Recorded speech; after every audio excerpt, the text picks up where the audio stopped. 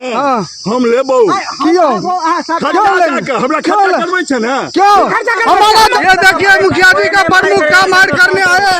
हम लोग का जमीन कब्जा कर लिए हैं ब्याज के हिसाब से।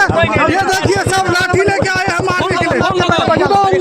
112 नंबर हम लेबो क्यों हमरा खर्चा करबै छै ना क्यों हमारा जमीन था ना 300। हमारा दादाजी जो मर गया एक्सीडेंट में मार दिए। हमारे दादाजी जो एक्सीडेंट में मार दिए हमारा दादाजी के एक्सीडेंट में मार दिए ना आप चुप रहिएगा तब न पूछेंगे। हमारा दादाजी के एक्सीडेंट में मार दिए ये 200 रुपया में नीलामी होता है खेत। अगर इतना था तो रजिस्ट्री करवा लेते। हमारे दादाजी से जिंदगी में कभी कोई चढ़ता कोई बेचते हम तो बेचते नहीं।